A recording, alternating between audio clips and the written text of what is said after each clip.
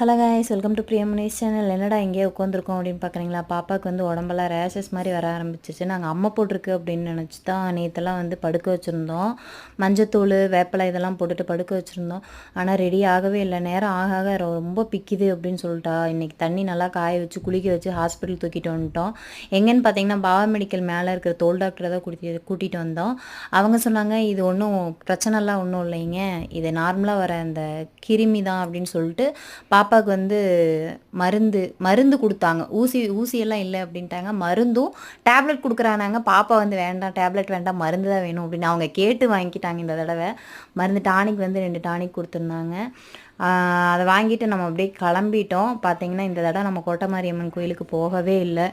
இப்போ வரைக்கும் போகலை, இனிமேலும் போவோமா அப்படின்னு தெரியலை. வீட்டுக்கு வந்தாச்சு.